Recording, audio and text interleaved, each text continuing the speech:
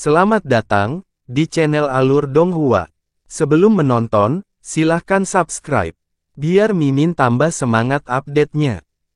Alam Bintang 7, alam bintang yang terletak di dekat perbatasan selatan wilayah Ilahi Selatan. Nama ini didapat dari 7 bintang yang mengelilinginya. Alam dewa yang luas memiliki 40.000 alam bintang, namun 30.000 alam bintang tersebut adalah alam bintang yang lebih rendah. Sebagai salah satu alam bintang rendahan, wilayah bintang tempat alam bintang 7 berada sangatlah kecil. Faktanya, aura energinya yang dalam lebih lemah dibandingkan sebagian besar alam bintang rendah lainnya. Sangat jelas bahwa itu bukanlah alam bintang yang terfokus pada cara yang mendalam. Alam bintang seperti itu sangat langka di alam dewa, dan kebanyakan dari mereka memiliki kualitas uniknya sendiri. Di sini, ini adalah alam bintang 7. Ayo turun dan lihat. Ibu kota sebagian besar alam bintang adalah tempat sekte raja alam mereka berada, tetapi alam bintang 7 berbeda. Ibu kotanya disebut kawasan perdagangan bintang 7. Ketika mereka sampai di langit di atas kawasan perdagangan bintang 7, mereka langsung merasakan hiruk-pikuk kota di bawah mereka. Sui Meiyin dengan erat menggenggam tangan Yun Ce. Dia tidak sabar untuk mengunjungi kota itu. Kawasan perdagangan bintang 7 memiliki panjang beberapa ribu kilometer dan terdapat banyak toko dengan ukuran berbeda di dalamnya. Ada kios-kios kecil yang tersebar di setiap sudut kota, dan mereka menjual segala macam barang. Senjata, artefak yang mendalam, batu aneh, tumbuhan dan bunga misterius, batu giok kuno, pelat formasi, dekorasi, makanan, pakaian, bahtera yang dalam, binatang yang dalam, berita, dan banyak item lainnya. Ada beberapa item yang sangat aneh bahkan membuat seseorang seperti Yun Ce tercengang. Wah! Sui Meiyin berteriak gembira. Matanya yang berbintang penuh semangat melihat sekeliling, tapi terlalu banyak hal yang bisa dilihat. Ini sangat hidup, dan masih banyak hal aneh lainnya. Persis seperti inilah yang digambarkan oleh Saudara 99, wah! Itu adalah suasana pasar yang sibuk, belum terlalu lama sejak Yun Ce terakhir kali mengalami hal ini, tapi itu membuatnya merasa seolah-olah dia dipindahkan ke waktu lain dalam hidupnya. Seolah-olah dia telah jatuh ke dalam ilusi. Alam lagu salju, berbagai kerajaan, dan kaisar dewa, kenaikannya menjadi guru iblis, sejak dia memasuki alam dewa, dia bergerak terlalu cepat dan naik terlalu tinggi. Oleh karena itu, jalan yang dia lalui dan posisi yang dia capai membuatnya merasa seolah-olah apa yang dia lihat sekarang berasal dari kehidupan lain. Sebagai seseorang yang lahir di tempat seperti alam cahaya berkilau dan sangat terlindung sejak lahir, ini adalah pertama kalinya Sui Meiyin mengunjungi dunia seperti itu. Ada dunia bintang serupa di wilayah Ilahi Timur. Meski sedikit lebih kecil dari yang ini, namun juga sama gaduh dan riuhnya dengan yang ini, kata Yun Ce. Ketika mereka mendarat, Sui Meiyin dan Yun Ce menggunakan energi mereka yang dalam untuk mengubah penampilan mereka. Setelah itu, mereka menarik seluruh energi dan aura mereka ke dalam tubuh mereka. Mereka melakukan ini karena seluruh alam dewa mengetahui wajah Tuan Iblis, dan alam bintang 7 akan langsung menjadi kacau balau jika dia masuk begitu saja tanpa peringatan apapun. Setelah dia mendengar kata-kata itu, Sui Meiyin segera berbalik ke arah Yun Ce dan bertanya, benarkah? Itu adalah alam bintang yang disebut alam Darkya, jawab Yun Ce. Itu seharusnya adalah dunia bintang rendah dengan guild pedagang terbanyak di wilayah Ilahi Timur. Namun, satu hal yang berbeda dari tempat ini adalah alam Darkya juga mengejar jalur mendalam dengan sangat serius. Dulu ketika dia mengunjungi alam Darkya, sebuah sekte yang cukup kuat yang dikenal sebagai sekte jiwa hitam memerintah di tempat itu. Namun, kesadaran spiritual Yun Ce belum menemukan sekte manapun yang berada pada level yang sama dengan sekte jiwa hitam di alam bintang 7. Semua sekte yang tersebar di sekitar tempat itu hanya memiliki kekuatan menengah. Alam Darkya, kurasa kakekku pernah menyebutkan alam bintang itu kepadaku sebelumnya. Ekspresi penasaran tiba-tiba muncul di wajah Sui Meiyin. Kakak Yun Ce, aku ingat kamu bergabung dengan sekte Divine Ice Phoenix dari alam lagu salju saat kamu memasuki alam dewa, jadi mengapa kamu tahu tentang alam Darkya? Kedengarannya juga, Anda sebenarnya pernah ke sana sebelumnya. Saat gelombang ingatan menyerangnya, Yun Ce menutup matanya dan berkata, saya melakukan kesalahan besar setelah saya tiba di alam dewa dengan menyinggung guru. Saya sangat ketakutan sehingga saya memilih jalan pengecut dengan melarikan diri dan alam bintang tempat saya melarikan diri kebetulan adalah alam Darkya.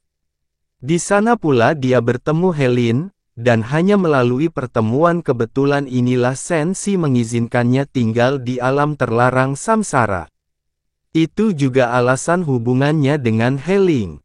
Hal ini menunjukkan bahwa apa yang dianggap kegagalan dan tindakan mengecewakan seseorang terkadang bisa berdampak besar pada nasibnya secara positif. Ah, keingintahuan terpancar di mata Sui Meiyin. Kakak Yun Ce, sebenarnya pernah kabur sebelumnya. Apakah kamu benar-benar melakukan sesuatu yang menyinggung tuanmu? Yun Ce menggelengkan kepalanya dan dengan cepat mengganti topik pembicaraan. Di manakah tempat yang disebutkan oleh saudara laki-lakimu yang ke-99? Pasti sesuatu yang istimewa jika dia terus merekomendasikannya padamu. Itu sudah dekat. Faktanya, kita akan segera sampai di sana.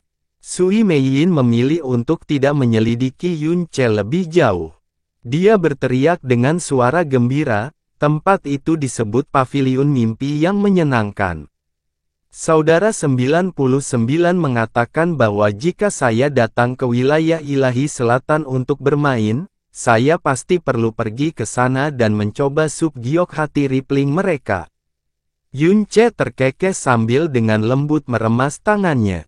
Kita melintasi wilayah bintang yang begitu luas hanya untuk semangkuk sup.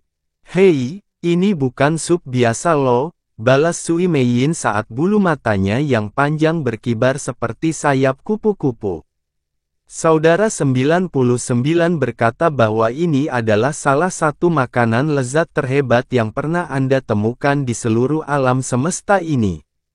Dia mengatakan bahwa rasanya sangat lezat sehingga akan membuat Anda merasa seolah-olah jiwa Anda meninggalkan tubuh Anda. Hanya dengan mencicipinya saja akan membuat Anda melupakan semua kekhawatiran dan kekhawatiran Anda.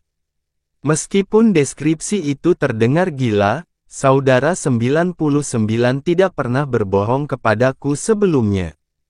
Namun, sup giok beriak jantung ini perlu dikonsumsi segera setelah dibuat. Rasanya yang lezat akan sangat berpengaruh jika Anda membiarkannya selama 15 menit. Jadi satu-satunya cara untuk merasakannya adalah dengan datang ke sini dan memakannya sendiri. Begitu seorang praktisi mendalam mencapai jalan ilahi, mereka tidak perlu lagi mengonsumsi makanan atau air untuk bertahan hidup. Hal-hal seperti makanan dan anggur dikonsumsi semata-mata untuk kesenangan. Bepergian ke wilayah bintang yang luas hanya untuk mencicipi kelezatan mungkin merupakan hal yang normal bagi para praktisi ilahi yang mendalam. Saat dia mengikuti bagian ingatan yang diberikan Sui Yinghen padanya, Sui Meiyin mengamati sekelilingnya. Seharusnya ada di sekitar sini. Izinkan saya bertanya-tanya. Kakek, tahukah kamu di mana paviliun mimpi yang menyenangkan? Kakek yang dimaksud adalah seorang lelaki tua berambut putih dengan wajah penuh kerutan. Kultivasinya baru saja memasuki alam kaisar yang mendalam dan usianya pasti tidak lebih dari 500 tahun. Ada sekumpulan batu aneh yang terhampar di depannya, dan sepertinya dia adalah penjual biasa di sini. Meskipun Sui Meiyin menyembunyikan penampilannya dan tidak pernah menggunakan jiwa ilahi tahan karatnya dalam interaksinya dengan orang lain, dia sepertinya selalu mampu memikat orang lain tanpa perlu mengedipkan mata. Faktanya, kebanyakan orang sama sekali tidak waspada di hadapannya. Tidak terkecuali kakek ini. Setelah mendengar pertanyaan Sui Meiyin, ekspresinya yang dingin dan menyendiri langsung berubah lembut dan dia menjawab sambil tertawa kecil, "Nona kecil, waktumu paling buruk. Paviliun mimpi yang menyenangkan baru saja menutup tokonya 7 hari yang lalu dan pemilik sebelumnya tidak lagi tinggal di alam bintang 7. Itu tutup." Sui Meiyin bertanya dengan suara tertegun. Setelah itu, dia berkata, "Mengapa ditutup? Itu sangat populer, bisnis tidak mungkin seburuk itu, bukan?" "Ini tidak ada hubungannya dengan popularitasnya," jawab lelaki tua itu ketika ekspresi cerahnya berubah suram. Dia menghela nafas panjang dan berkata, "Iblis dari wilayah ilahi utara telah menginvasi wilayah ilahi selatan dan alam dewa laut selatan dihancurkan begitu saja. Dan ketika aku memikirkan 3 kerajaan lainnya, aku bahkan merasa, meskipun segalanya tampak damai sekarang, kamu tidak pernah tahu kapan iblis-iblis itu akan menjungkirbalikkan wilayah suci kita. Ketika saatnya tiba, kita hanya akan menjadi domba yang akan disembelih." Yun Ce terdiam. Ini tidak hanya terjadi di alam bintang 7. Setiap keluarga kaya di wilayah bintang ini telah melarikan diri sejauh mungkin. Tentu saja, sebagian besar dari mereka melarikan diri ke wilayah ilahi barat, karena alam dewa naga ada di sana, tetapi ini bukanlah tempat yang bisa dikunjungi oleh kebanyakan orang biasa. Jadi lebih banyak lagi dari kita orang normal yang memilih bersembunyi di alam bawah, meski aura di sana keruh dan berlumpur. Orang tua itu menggelengkan kepalanya dan melanjutkan, "Adapun orang seperti saya, kita hanya bisa menunggu di sini dan melihat apa yang disediakan surga bagi kita. Jika alam dewa naga berhasil menghancurkan iblis-iblis itu, semuanya akan baik-baik saja. Tapi jika mereka tidak bisa, aku bahkan tidak berani memikirkan hal itu." Ekspresi Sui Meiyin juga menjadi sedih dan muram saat dia bertanya, "Lalu, apakah kakek tahu kemana pemilik paviliun mimpi menyenangkan melarikan diri?" "Saya tidak tahu, tetapi jika Anda benar-benar ingin mengetahuinya, Anda harus mencoba bertanya kepada guru yang menjual daging sapi tepat di sebelah tempat mereka dulu berada." Terima kasih, kakek." Ketika dia tiba kembali di sisi Yun Ce, kepala halus Sui Meiyin terkulai sedikit dan senyuman tidak lagi terlihat di wajahnya. "Sepertinya kita datang ke sini sia-sia ya," kata Yun Ce sambil melirik wajahnya dari samping. Dia cemberut sesaat, tetapi ketika dia menoleh ke arahnya, dia memasang senyuman cerah dan mempesona di wajahnya. "Mustahil. Selama aku bersama kakak Yun Ce, aku adalah gadis paling bahagia yang pernah hidup. Kemanapun kita pergi atau apapun yang kita lakukan." Yun Ce memberinya tatapan yang dalam dan penuh arti. "Sekarang kita tidak bisa pergi ke paviliun impian yang menyenangkan ini, kemana kita harus pergi selanjutnya? Akankah kita kembali ke alam laut dalam 10 arah?" "Aku tidak mau," kata Sui Meiyin sambil menggenggam tangannya erat-erat. Dia tidak peduli jika orang-orang dari kerumunan itu melongo ke arah mereka saat dia menekan tubuh rampingnya ke sisi pria itu. "Saat ini, kakak Yun Ce adalah milikku dan milikku sendiri. Tidak mungkin aku akan kembali secepat ini. Terlebih lagi, meskipun paviliun mimpi indah sudah tidak ada lagi, Tempat ini ramai dengan begitu banyak aktivitas sehingga saya yakin kita akan dapat menemukan banyak makanan enak dan hal menyenangkan untuk dilakukan. Ayo ke sana dan lihat. Sui Meiyin hanya membuang semua pikiran tentang paviliun mimpi menyenangkan ke samping saat dia menyeretnya lebih jauh ke kota pedagang ini. Mereka berjalan melalui kawasan perdagangan bintang 7 selama 2 jam penuh dan Sui Meiyin telah membeli banyak barang aneh dan menakjubkan. Hari-hari di dunia ini sangatlah singkat, jadi hari telah berubah menjadi malam bahkan sebelum mereka menyadarinya. Sui Meiyin saat ini sedang menarik Yunce melewati pinggiran wilayah perdagangan bintang 7 dengan energi yang tampaknya tak terbatas.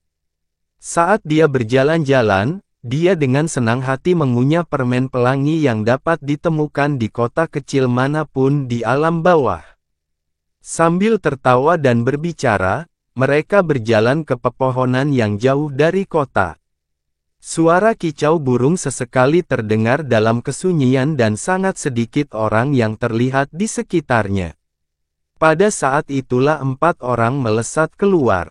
Salah satu dari mereka tertawa dingin sambil berkata, "Heh, berhenti di situ." 2 di antaranya berada di tahap akhir alam asal ilahi sementara 2 lainnya berada di tahap tengah alam jiwa ilahi. Ketika 4 aura mulai menekan 2 korban yang tampaknya tak berdaya dan menekan aura mereka, mata para pria itu mulai berkeliaran ke atas dan ke bawah di atas tubuh Yunce dan Sui Meiyin. "Oh, kasihan sekali, apakah kamu berasal dari wilayah perdagangan bintang 7?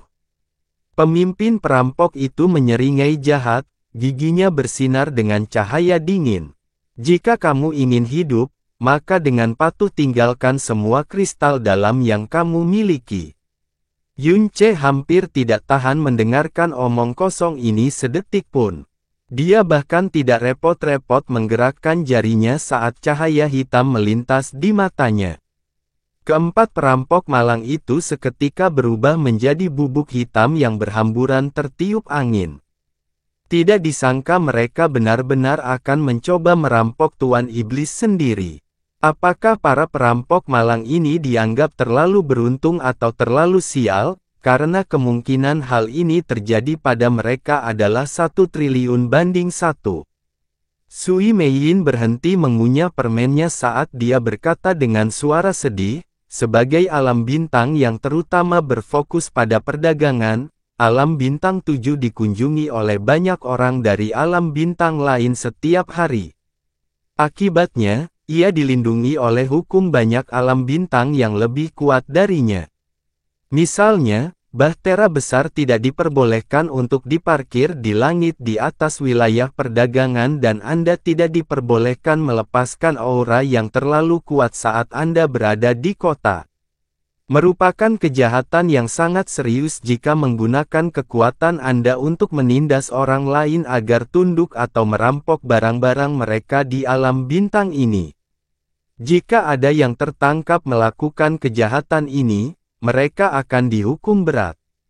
Tetapi perampok seperti ini sebenarnya mulai bermunculan di tempat seperti ini dan mereka mengeluarkan bau darah yang sangat menyengat. Ini berarti mereka juga pembunuh berdarah dingin. Yunce tidak berkata apa-apa. Dia diam-diam mendengarkan Sui Meiyin. Mereka yang memiliki tingkat kekuatan lebih rendah tidak memiliki kualifikasi untuk bergabung dalam perang antar kekuatan yang lebih tinggi. Mereka bahkan tidak memiliki kemampuan untuk menimbulkan riak sekecil apapun di medan perang seperti itu. Oleh karena itu, sepertinya pertarungan ini tidak akan mempengaruhi mereka juga. Namun kenyataannya merekalah yang mungkin paling terkena dampaknya. Tidak disangka bahkan pusat perdagangan besar seperti ini sudah menjadi tidak patuh hukum dan semrawut. Sulit membayangkan bagaimana rasanya di alam bintang lain pada level ini. Saat dia menatap ke kejauhan, Sui Meiyin menghela nafas dengan sangat lembut dan sedih. Saat badai menumbangkan sebuah pohon raksasa, mungkin yang paling menderita adalah tanaman dan serangga tak berdosa di sekitarnya. Yunce berhenti dan menatap profil gadis muda itu sebelum berkata, "Inikah yang ingin kamu katakan padaku hari ini?" Hah! Sui Meiyin tampak seperti baru saja terbangun dan dia segera berbalik untuk melihat Yunce. Dia berkedip beberapa kali dan berkata, "Tidak. Saya hanya sedikit diliputi oleh emosi yang tiba-tiba." Yunce membungkuk sedikit saat dia dengan kuat menggenggam bahu Sui Meiyin dan mengarahkannya ke arahnya. Dia menatap lurus ke mata berbintang itu saat senyuman kecil tak berdaya muncul di wajahnya. "Kamu masih belum mengatakan yang sebenarnya padaku. Jadi kamu membuatku melakukan perjalanan jarak jauh selama periode waktu kritis hanya untuk semangkuk sup giok jantung. Apa menurutmu aku ini anak babi kecil yang baru berumur 3 bulan?" Heh!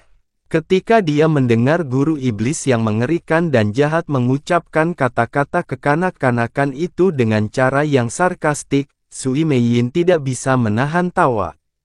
"Kamu biasanya sangat pintar, tapi kamu menggunakan cara yang murahan, sederhana, dan kaku untuk membawaku ke tempat ini, heh. Sepertinya kamu sangat ingin memberitahuku atau menunjukkan sesuatu padaku, kan?" Sui Meiyin membuka mulutnya untuk mengatakan sesuatu, tapi dia segera menggigit bibir bawahnya untuk menghentikan kata-kata itu keluar.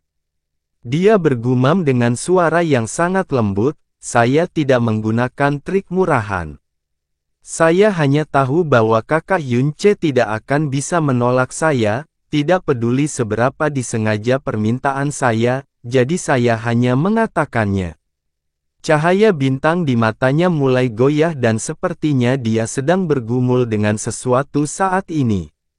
"Biar ku tebak," kata Yunce sambil tertawa kecil. "Kamu berharap aku akan melakukan yang terbaik untuk tidak menyakiti orang yang tidak bersalah selama perang kejam dengan alam dewa naga ini. Anda juga berharap saya akan memulihkan ketertiban alam semesta setelah saya menggantikan Long Bai sebagai penguasanya dan memperlakukan dunia dengan kebaikan dan kasih sayang, bukan?" Mata Sui Meiyin terus bergetar. Dia tidak mengangguk atau menggelengkan kepalanya, dia hanya menatap Yunce untuk waktu yang sangat lama sebelum akhirnya membuka mulut untuk berbicara. "Saat Kianye Yinger mengirimiku transmisi suara itu, aku mendengar kekhawatiran yang sangat mendalam dalam suaranya. Kakak Yunce sangat ingin menghancurkan alam dewa naga sehingga aku merasa sangat takut bahwa ketergesaanmu akan disertai dengan bahaya besar bagi dirimu sendiri. Sama seperti bagaimana kamu tidak ragu-ragu untuk bertaruh apakah kekuatanmu akan bekerja pada senjata super berbahaya seperti meriam Dewa Laut Titanic ketika kamu memutuskan untuk menghancurkan alam Dewa Laut Selatan." Jadi, Yunce menatapnya dengan ekspresi sedikit bingung. Sepertinya dia salah sepenuhnya tentang apa yang ingin dikatakan Sui Meiyin kepadanya. "Setelah aku menerima berita itu, reaksi pertamaku adalah aku perlu memberitahumu tentang hal itu. Tapi aku selalu ragu dan khawatir tentang hal itu. Bahkan sampai sekarang, aku masih tidak tahu apakah aku harus memberitahumu atau tidak. Aku benar-benar tidak tahu apakah sekarang adalah waktu yang tepat untuk memberitahumu." Alis Yunce mulai menyatu. Sesuatu yang bisa membuat seseorang seperti Sui Meiyin begitu ragu-ragu dan bingung bukanlah hal yang biasa. Dia tidak tahan untuk terus menyaksikan perjuangan menyakitkan gadis muda ini, jadi dia dengan lembut menepuk pundaknya dan berkata, "Tidak apa-apa. Tidak peduli tentang apa ini, tidak peduli apakah itu berita baik atau buruk. Jika Anda ingin memberitahu saya tentang hal itu, katakan saja. Kalau tidak mau, tidak apa-apa."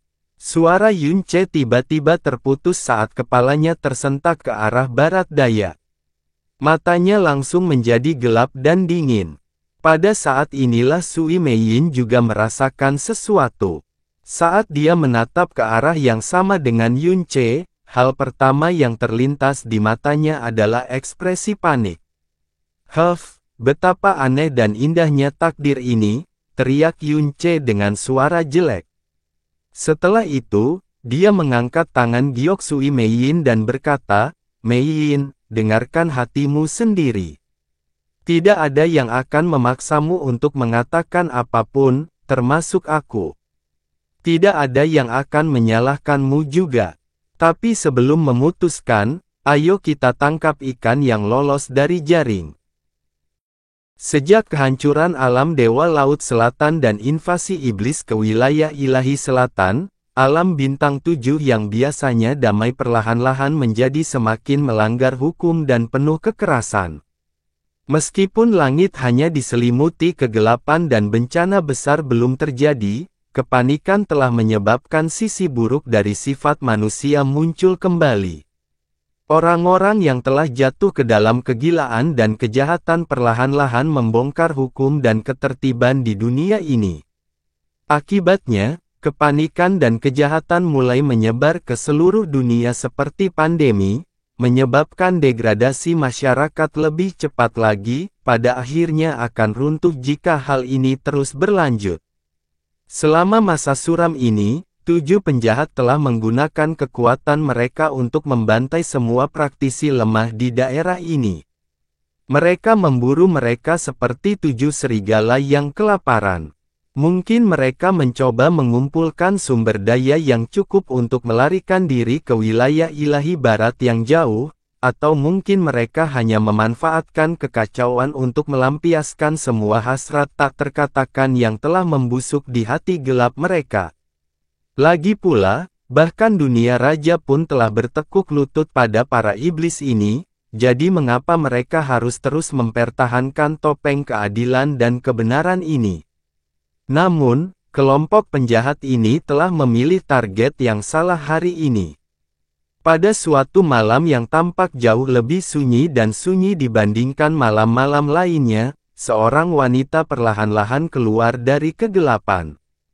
Dia mengenakan jubah cian muda yang sederhana dan lengannya terbuat dari bahan sutra tembus pandang yang tampak menggoda memperlihatkan sekilas menggoda dari lengannya yang cantik dan tembus pandang. Sabuk kain berwarna aqua di pinggangnya bergetar menggoda saat dia bergerak maju dengan anggun. Wajahnya begitu cantik bahkan bulan dan bintang yang terang pun pucat jika dibandingkan dengannya.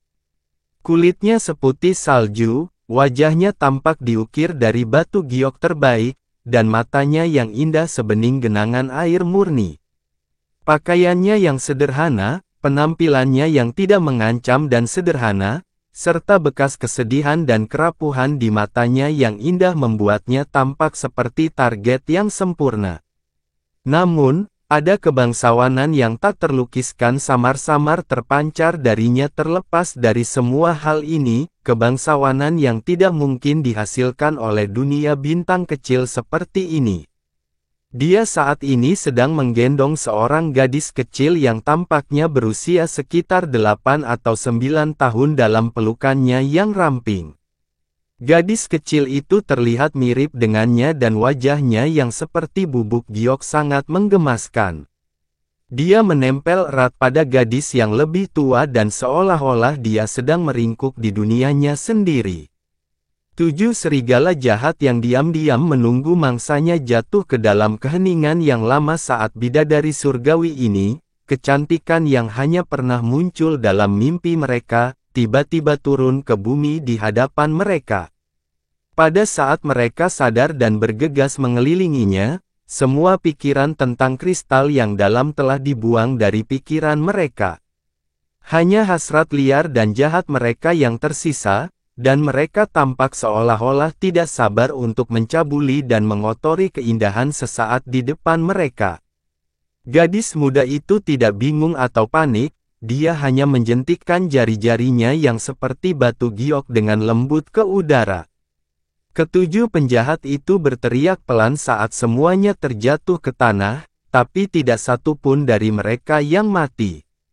Gadis cantik itu tidak rela mengambil nyawa apapun di depan adik perempuannya.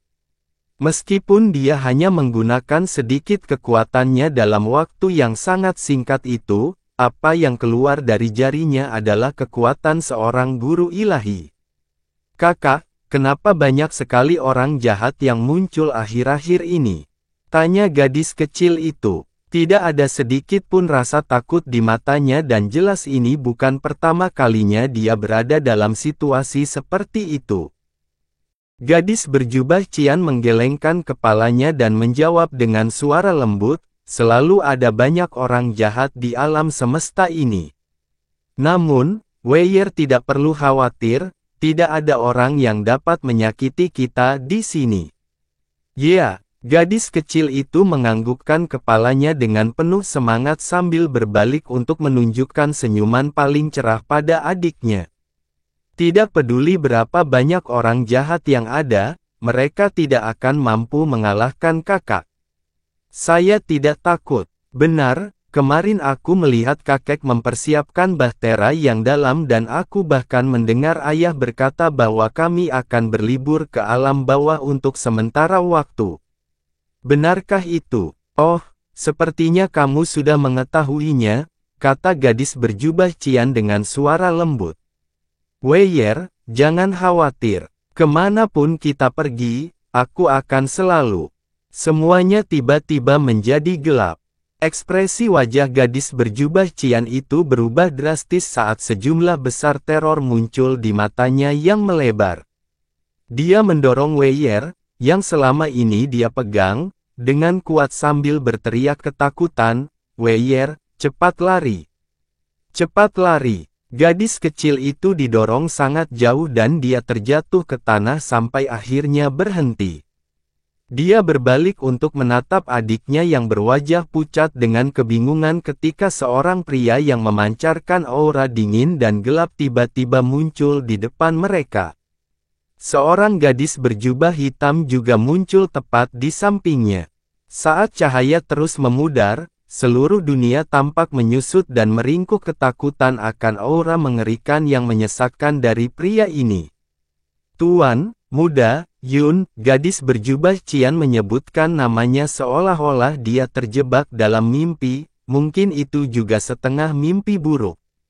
"Jin Yue," Yun Ce menyebut nama gadis berjubah cian dengan suara dingin dan kering. Senyuman paling berbahaya di seluruh alam semesta perlahan muncul di wajahnya. "Tidak kusangka aku akan bertemu denganmu di tempat seperti itu, dan dalam keadaan sehat juga. Ini benar-benar kejutan yang menyenangkan." Kata-kata mengerikan itu membawanya kembali ke kenyataan yang dingin dan kejam. Pria di depannya sudah lama tidak lagi menjadi Tuan Muda Yun di masa lalu, yang matanya yang lembut menyebabkan jantungnya berdebar kencang secara diam-diam. Dia sekarang adalah penguasa iblis utara, pria yang telah menghancurkan seluruh alam dewa bulan dan membuat keluarganya tercerai-berai. Orang yang telah membunuh Kaisar Dewa Bulan dan menjerumuskan seluruh alam dewa ke dalam teror dan kegelapan. Kedua mata dan tubuhnya bergetar tak terkendali saat dia berlari ke depan gadis kebingungan yang menatap kosong ke arah mereka. Dia melingkarkan lengannya yang sedingin es ke tubuh gadis kecil itu sambil memohon pada Yun Ce dengan suara yang menyayat hati. "Tuan Iblis, dia hanyalah seorang anak kecil. Tolong biarkan dia pergi. Kamu bahkan tidak perlu repot denganku, karena aku akan bunuh diri begitu dia pergi." Ujung bibir Yun Ce melengkung menjadi senyuman yang kejam dan menyeramkan. Dia mengangkat tangan kanannya dan sekelompok kabut hitam berputar-putar di telapak tangannya. Setelah itu, dia mengucapkan satu kata dingin yang menusuk jiwa. Jin Yue, Lian Yue, dan Yao Yue adalah tiga pelayan pribadi Kaisar Dewa Bulan Xia Qing Yue. Di antara mereka bertiga, Jin Yue lah yang paling dekat dengannya. Dia secara pribadi telah menyaksikan kehancuran seluruh alam Dewa Bulan. Kekuatan yang telah mengoyaknya adalah sesuatu yang hanya bisa dihindari oleh Dewa Bulan, jadi bagaimana Jin Yue, seorang guru ilahi tingkat menengah, bisa bertahan dari hal itu? Kecuali dia belum berada di alam Dewa Bulan pada saat itu. Apapun itu, alasannya tidak lagi penting. Sekarang setelah aku bertemu dengannya, aku hanya perlu membunuhnya. Kebenciannya terhadap Xia Tiyue dan alam Dewa Bulan tidak mengenal batas, jadi bagaimana ia bisa mengampuni Jin Yue, orang yang telah menerima sebagian besar cinta Xia Tiyue. Bahkan jika gadis ini telah meninggalkan kesan terbaik padanya sebelum transformasinya yang menentukan. Tidak, jangan. Jin Yue memeluk adiknya lebih erat lagi karena ketakutan saat dia berlutut di depan Yun Ce. Kabut-kabur memenuhi matanya saat dia berkata, Tuan Iblis dapat melakukan apapun yang dia inginkan pada Jin Yue, tapi aku mohon kamu melepaskan adik perempuanku. Dia hanya seorang anak lugu yang tidak tahu apa-apa. Aku mohon pada Tuan Iblis. Tidak bersalah. Permohonan sedih Jin Yue tidak mengurangi kebencian Yun Ce sedikit pun. Sebaliknya, hal itu justru menyebabkan wajahnya berubah menjadi kebencian dan kemarahan. Ketika dia berbicara lagi, suaranya menjadi semakin gelap dan dingin. Beraninya kamu menggunakan kata itu di depanku. Keluargamu tidak bersalah, tapi keluargaku pantas mati. Jin Yue benar-benar terdiam mendengar kata-kata itu. Pada saat ini, gadis kecil di pelukannya tiba-tiba menunjukkan kekuatan yang mengkhawatirkan saat dia berjuang melepaskan diri dari pelukan Jin Yue dan melompat ke depannya. Setelah itu, dia merentangkan tangannya lebar-lebar dan menghalangi jalan Yun Ce sambil berteriak, "Orang jahat, jangan sakiti adikku, jangan sakiti adikku." Tubuh gadis kecil itu bergetar hebat karena ketakutan, namun matanya yang berlinang air mata dipenuhi dengan tekad yang keras kepala. Emosi berdebar-debar di hati Yun Ce selama sepersekian detik, tapi itu hanya berlangsung sesaat. Bang! Sebuah pukulan cekatan mendarat di belakang leher gadis itu, menyebabkan pandangannya menjadi hitam pekat. Setelah itu, dia diam-diam terjatuh kembali ke pelukan Jin Yue. Saat dia diam-diam dan hati-hati memasukkan seluruh kekuatannya ke dalam tubuh gadis kecil itu, Jin Yue membuat satu permohonan terakhir. Tuan Iblis, selama kamu bersedia menyelamatkan Wei Yer, Jin Yue bersedia menjadi budakmu seumur hidupku. Yun Ce tidak mau lagi mendengarkan kata-kata ini.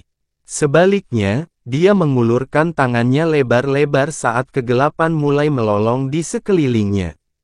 Jin Yue adalah Divine Master tingkat menengah, jadi Yun Ce harus mengeluarkan sedikit energi untuk membunuhnya. Kakak Yun Ce, tangan yang mulai bersinar dengan cahaya hitam yang dalam tiba-tiba ditangkap oleh Sui Meiyin. Yun Ce melirik ke samping dan menatap mata berkilauan Sui Meiyin. Bisakah kamu mengampuni mereka? Silakan. Dia bertanya dengan suara lembut dan lembut.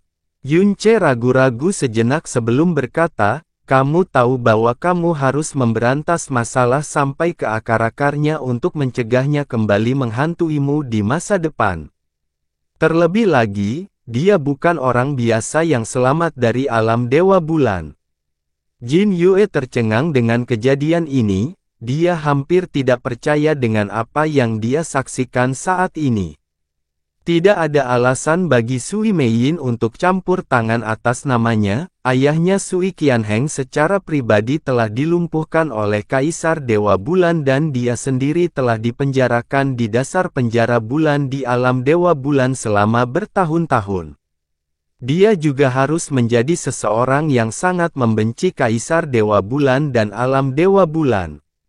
Aku tahu, cahaya di mata cair Sui Meiyin bergetar sesaat, dan beriak seperti air yang diaduk oleh angin kencang. Tapi sebenarnya, kakak Jin Yue bukan lagi anggota alam Dewa Bulan. Alasan dia benar-benar aman dan sehat meskipun alam Dewa Bulan hancur adalah karena dia diusir dari alam Dewa Bulan oleh Kaisar Dewa Bulan. Dia tidak hanya diusir dari pihak Xia King Yue, bahkan seluruh klannya juga diusir dari alam Dewa Bulan. Jin Yue berbalik untuk menatap Sui Meiyin, ekspresi tercengang di wajahnya. Kenapa dia tahu tentang ini? Hal seperti itu benar-benar terjadi. Alis Yunce berkedut saat dia melirik ke arah Jin Yue. Dia menyeringai dan berkata, bukankah Kaisar Dewa Bulan paling menghargaimu dari semua rakyatnya? Dia benar-benar akan mengusir seluruh klanmu dari alam Dewa Bulan. Beritahu saya, hal menyenangkan apa yang kamu lakukan padanya hingga membuatnya merespons sedemikian rupa. Kata-kata Yunce langsung membangkitkan kenangan paling menyakitkan di hatinya. Mata Kaisar Dewa Bulan yang dingin dan apatis, kata-katanya yang dingin dan tajam, dan tamparan yang menusuk hingga ke jiwanya. Menjadi pelayan pribadi Xia King Yue adalah kebanggaan dan kemuliaan dalam hidupnya. Selama tahun-tahun itu, rasa hormat dan rasa hormatnya terhadap Xia King Yue bahkan melampaui semua keyakinan lain di hatinya. Dia bersedia mengabdi di bawahnya sepanjang hidupnya dan dia bahkan tidak ragu untuk mengorbankan hidupnya kapanpun demi dia. Tetapi, saat dia menggelengkan kepalanya kesakitan, Jin Yue berbisik, itu adalah kesalahpahaman. Saya tidak melakukan apapun yang akan mengecewakan guru, saya tidak pernah melakukannya. Bahkan sekarang setelah hal ini terjadi, hatinya tidak mengizinkannya melakukan apapun yang akan menyakiti Kaisar Dewa Bulan. Sebuah kesalahpahaman. Kedengarannya sangat disayangkan, kata Yunce sambil tertawa dingin. Cahaya gelap di tangannya mulai berkumpul kembali. Karena itu masalahnya, maka kamu harus pergi ke neraka untuk menemukannya dan membersihkan namamu. Ah, jangan. Sui Meiyin meraih tangannya sekali lagi dan menggelengkan kepalanya dengan kuat. Sedikit permohonan muncul di matanya yang berbintang. Bagi Yunce saat ini, permohonan tulus Sui Meiyin tidak diragukan lagi adalah satu-satunya hal di dunia yang tidak bisa dia tolak. Yunce menjawab dengan suara agak bingung, Meiyin, ayahmu dilumpuhkan oleh Xia King Yue dan kamu dipenjara di penjara bulan di alam Dewa Bulan selama bertahun-tahun. Mengapa kamu berusaha keras untuk melindunginya? Sui Meiyin jelas bukan seseorang yang naif dan tidak paham dengan cara-cara dunia. Dia juga bukan orang suci yang dipenuhi dengan belas kasihan. Sebaliknya, dia terlalu licik dan pintar, itulah sebabnya tindakannya saat ini benar-benar mengejutkan Yunce. Sui Meiyin dengan lembut menggigit bibir bawahnya sebelum dia menatapnya dengan mata berair dan berkata, selama aku di penjara di alam Dewa Bulan, kakak Jin Yue selalu sangat baik padaku. Jadi, aku sangat menyukainya. Yunce menatapnya dengan tatapan tidak percaya. Hanya karena itu. Namun, apa yang Yunce tidak sadari adalah bahwa keterkejutan di hati Jin Yue jauh melebihi keterkejutannya saat ini. Ketika Sui Meiyin datang ke alam Dewa Bulan, dia telah dipenjarakan di lapisan terbawah penjara bulan dan pada hari pertama dia tiba, Xia King Yue telah memberikan perintah tegas bahwa tidak ada seorang pun yang boleh mendekati Sui Meiyin tanpa ekspresi darinya, izin. Sebagai orang yang paling dekat dengan Xia King Yue, Jin Yue hanya pergi ke dasar penjara bulan 2 kali selama tahun-tahun itu dan keduanya berada di bawah perintah Xia King Yue. Selain itu, dia selalu patuh terhadap perintah Xia King Yue, jadi dia tidak akan melakukan apapun selain apa yang secara eksplisit diperintahkan kepadanya. Karena itu, dia bahkan belum pernah berbicara dengan Sui Meiyin selama kunjungan tersebut. Oleh karena itu, kata-kata sangat baik padanya tidak memiliki dasar apapun dalam kenyataan. Dia hanya bisa dengan tenang dan sungguh-sungguh berterima kasih atas belas kasih Sui Meiyin di dalam hatinya. Lagi pula, apakah kamu lupa satu hal, Kakak Yunce? Jiwa tanpa karat ilahiku dapat melihat ke dalam jiwa seseorang sampai batas tertentu dan menentukan apakah mereka baik atau jahat. Saya jamin semua pikirannya tertuju pada keluarganya saat ini. Dia pasti tidak akan menjadi masalah yang perlu dikhawatirkan oleh kakak Yunce di masa depan. Mata berbintang Sui Meiyin sedikit melengkung saat dia tertawa. Seseorang yang dapat mengorbankan nyawanya untuk melindungi saudara perempuannya pada saat itu juga akan menghargai kedamaian dan ketenangan di atas segalanya. Bagaimana mungkin dia bisa menjadi semacam wabah di masa depan? Lebih-lebih lagi,